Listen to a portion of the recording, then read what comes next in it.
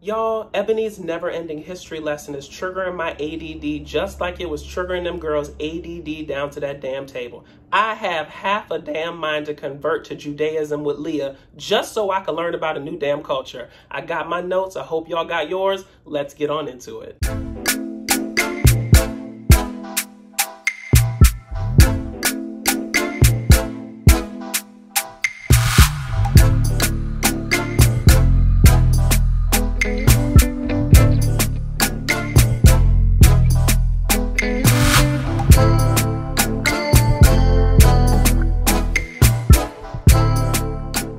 Y'all, so if you hear me sniffling and clearing my throat and trying to keep my bodily fluids to myself, it's because my ass is sick right now, okay? But I still came to work. I don't know who I'm talking to right now, but that's a word, okay? Now, before you say anything, I am fully vaccinated and filled with the Holy Spirit. Okay, so I rebuke any sort of Delta variant of the COVID that may be trying to take over my body right now. Baby, I got Afrin, NyQuil, Benadryl, emergency, all trying to soak up what the hell is going wrong with me, okay? My mom talking about you need to go down to the damn CVS and take a rapid test.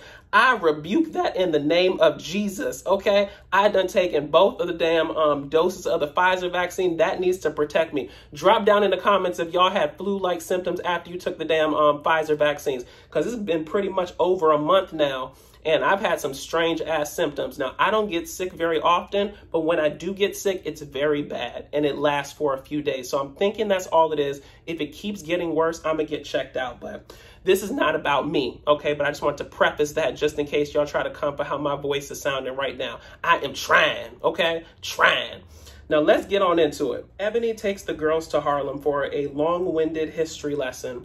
I think that Ebony's intentions were correct in the situation. However, the execution of what happened doesn't seem to have gone over perfectly, right? And I say that to say this: you never tear somebody down without bringing them back up. Now, I thought it was really great that she decided to expand the girls' horizons by taking them to Harlem. Now, I didn't realize how monumental this must be in, you know, the New York mindset. Y'all drop down in the comments and let me know whether it is that, you know, separated in terms of sections in New York, where Bronx people stay in the Bronx, Manhattan people stay in Manhattan, Brooklyn people stay in Brooklyn. I didn't know about that. I'm from the DMV area, DC, Maryland, and Virginia, and we all are pretty much in each area. At least I am, okay? Once you have a car and you can travel, you know, you're all over DC, Maryland, and Virginia. So I didn't realize that New York was just so separated in terms of where you are is where you stay. So good for her for trying to broaden their horizons, take them to a predominantly Black neighborhood, and, you know, just teach them about Black culture. I thought it was great. I thought that, you know, getting a Black business was amazing. So shout outs to that business. I don't remember the name of it, but I think it was like B Harlem or B2 Harlem or something like that. Drop down in the comments and let people know what it was. But it looked like it was a really nice speakeasy setup, even though they tried to break the damn girls' necks trying to get down into the damn basement restaurant or whatever it was. But, you know, she had a very nice setup. You know, she had a full course meal, drinks themed with the event. And she also had gifts for each of the girls based on, it was like Harlem Candle Company, and she had a reason why she gave each girl a particular candle. So I thought that was great. Like I said, her intention was amazing. The execution, maybe not so much. Now, I think where she went wrong is because it just became very long-winded. And to Ramona's point, it was like, okay, you're going to have to give me an itinerary. You're going to have to break this down. Like from 8 to 9, we are going to do this history lesson. From 9 to 10, we're going to have, you know, drinks and appetizers. From 10 to 11, you about to take us through another dissertation. Like, you have to give me some sort of sequence of events, some type of way to know when the end of this is. Because when you keep droning on and on and on about the same point, though what you say is valid, it just becomes very preachy. Like I've said in a previous video, I don't think, Ebony, that every scene has to be about you being Black, but I understand that for some reason you've taken on this mindset of trying to be the voice of Black culture for the Real Housewives of New York. Now, that's a very heavy crown to put on your head, but hell, if you're gonna wear the crown, then I guess you gotta wear the crown, okay? I don't know. Sometimes the message gets muddled because it becomes very preachy. Instead of being a friend, you turn into more of like a teacher, right?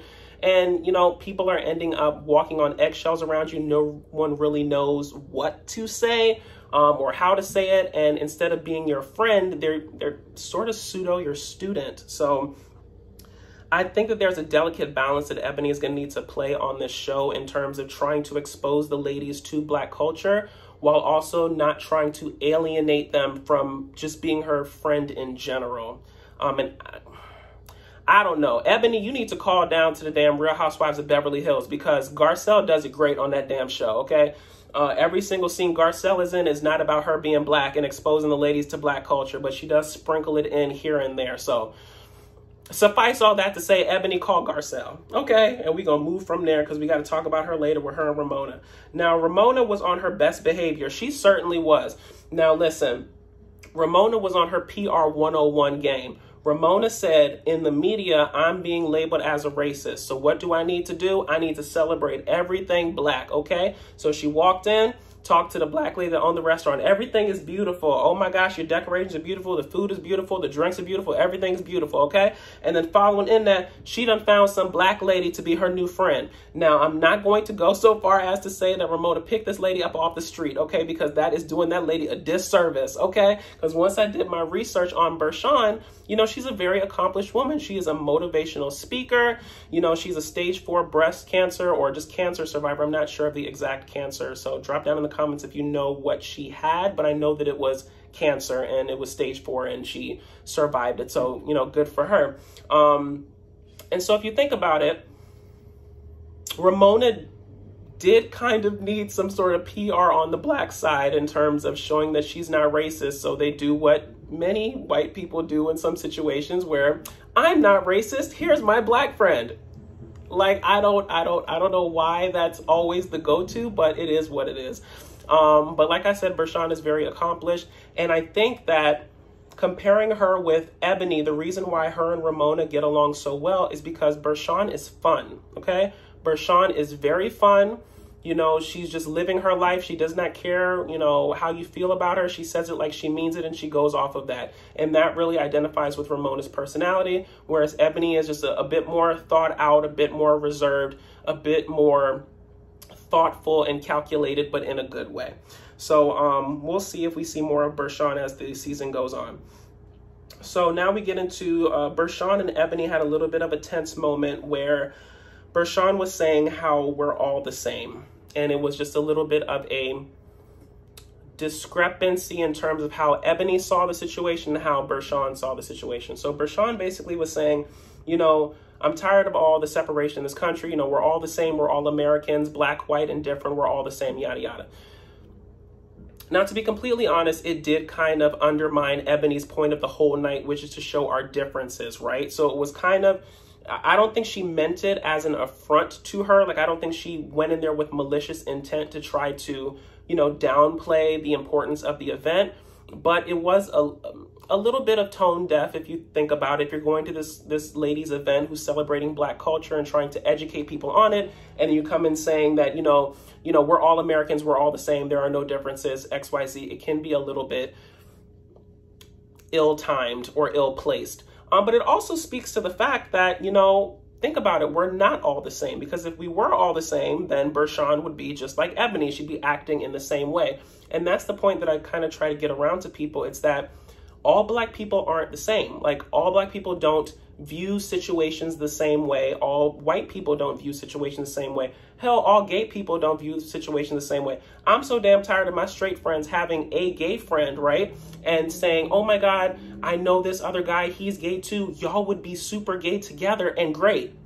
Like, no, okay? Just because, you know, he's gay and I'm gay doesn't mean our gay will combine into this beautiful super couple. It doesn't work like that. So continuing on in the conversation about that friendship or lack thereof or burgeoning friendship or whatever it's going to be,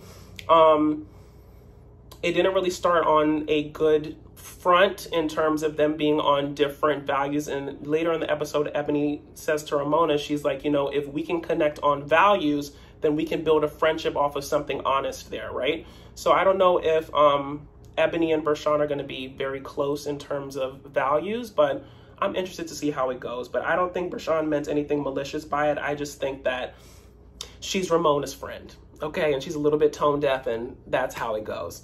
Moving forward, Bershan makes an interesting comment about 4 inches, okay? The 4 inches question. Now, to sum this up, it's basically saying, and it's a question to ladies, or just, I guess, people in general, whoever, you know, likes men, etc. If you were with a guy and he had everything else going on for him, but he only had 4 inches, can you deal with him? Can you stay? It's actually a very valid question. And to me, the answer depends on where you are in life, right? If you're in your like teens, your 20s, your early 30s, absolutely not. You do not stay with that man, okay? You kick his ass to the side. You find the biggest liquor store pickle you can find, and you swirl around it, and you have yourself a good ass time, okay? Until you about middle-aged, not middle-aged, but early middle-aged, 35, and your eggs is drying up, and you're trying to think about having a baby and amassing wealth and building a family and all that stuff. Once you are 35 and over and you're trying to contemplate, you know, turning your ship around, making sure that your life is worth something and you've amassed something that you can pass along generationally to your family, then absolutely you better take that 4 inches and everything else he has to offer, okay? Because at 35 and up, okay, or if you're in your 40s or 50s or whatever, there are certain things that are more important to you than the inches, right? It's the sense of security. It's the sense of companionship. There's other factors that go into, but I really thought it was an interesting question because it brings up a lot of different conversations off of that in terms of what people value in life surrounding that. Because I think it all just begs the question, does size really matter? Drop down in the comments. Let me know what you guys think. Now, we had some really nice mother-daughter moments between LuAnn and her daughter, as well as Leah and her daughter. So LuAnn apologizes to her daughter for her past drinking behavior. I think that that's amazing. LuAnn's sobriety seems to have done her very well, and she can think very clear and very concisely and realize, you know, the wrongs that she may have done to people and apologize for them. And when her daughter said, like, you know, all I really wanted is for you to just own what you've done, just apologize and XYZ. And then she gave that to her. I think that's a beautiful moment. Like, you really can't get over something until you apologize for it. You know, that person receives the apology and then you can move on from there and build. So kudos to LuAnn for, you know, making amends for her past wrong behavior and trying to be better in the future. Now, as far as Leah and her daughter, I didn't realize how big of a deal high school was in New York, but I guess it's the deal with private school versus public school, because drop down in the comments and let me know if you guys are public school kids or private school kids, because I'm a public school kid. I always say I'm the project child because I went to public school and my brother went to private school, but I didn't realize that you had to do like applications and get a damn advisor. Like, I thought that the girl was going to damn college at this point. If you got the damn advisor trying to tell you which high school is the best for her to get into, but good luck with Kier and trying to get her into school, and hopefully she gets into a wonderful school that helps her, you know, not be very elitist, but be a good person and further herself in life and her station. So shout outs to Leah for being a good mom and trying to do right by her baby. Now we get into Eboni once again. So Ramona wants to get to know Eboni, not talk politics. Y'all, this was one of the most uncomfortable yet funny as hell scenes I have seen in a long time, okay? The problem in this situation is that when I said earlier, Ramona is trying to do PR, okay? Ramona is trying to build her image in the media as not a racist. She's woke, she has black friends, you know, she's with the causes XYZ, right? But also, I think separate from that issue, Ramona's political views, I think she knows that they are different than the people that are in her friendship circle, right? And I always say that I don't talk politics with friends because it can be very divisive. I've gotten into actual fights where I've almost lost friendships with people over politics, where I say, I don't talk politics with people. I just think that it's just so divisive sometimes, and it's very hard if you come from opposing views and you both are passionate about that to come to some sort of consensus. Because I even tried to say, hey, let's just agree to disagree. And the other person didn't want to agree to disagree. They wanted to get their points across. So listen, this may be an unpopular opinion, but in this situation, I'm actually Team Ramona. I feel that unless you guys know that you are on the same page politically, starting a political conversation with somebody where you don't know how it's going to end up is just a recipe for disaster. So when Ramona was saying she don't talk politics, I felt her in my spirit, okay? I don't know why. Eboni was like a dog with a bone, just in terms of pushing the issue, pushing the issue, pushing the issue. Like if someone tells you they don't want to talk about something, they don't want to talk about it. Like accept it for what it is, move on to another subject. If she's trying to build a friendship with you, and to your point, you can build friendships with people out of your shared values. There are other things you can value besides politics to create some commonality between you two. So I just didn't understand why it was such a big deal to Eboni to talk about that. And she was trying to phrase it in a way where we're talking about the first female, you know, vice president XYZ, but that still has political connotations to it and would lead the conversation in a political fashion. So Ramona was so damn uncomfortable. In the words of Medea, the two places that you're going to have comfort are in your home and in the damn grave, okay? And because Ramona is simply ageless and not down to the damn grave yet, she was trying to have comfortability in her damn home, and she could not, okay? She did not know which way was up. I have never seen somebody get up in their own damn house and say, you know what? I don't really want to talk about this right now. I'm going to leave. Mama, where are you going? Okay? Are you going to your Hamptons house? Are you going across the street to LuAnn's house? Like, where are you going? Okay? Then she goes into the next room, puts on jewelry, talks to the camera, tries to like psych herself up. It was like, I think because Ramona is so used to being able to leave situations that are uncomfortable for her, and the fact that this was your first problem, you invited Eboni over to your house. You should have went over to Eboni's house. Now, it probably would have created a bigger issue because you would have been, you know, leaving her house and creating a, you know, a dynamic of conflict later on, but you would have been able to leave. And you look straight crazy running around your apartment trying to get away from Eboni while she's poised sitting on that couch wondering what the hell is you doing, kumbayaing in the next room trying to get yourself together. I don't know. But I really thought Ramona, I think Eboni can come across as too heavy and too preachy. And sometimes it's very hard to separate Eboni the activist from Eboni the friend.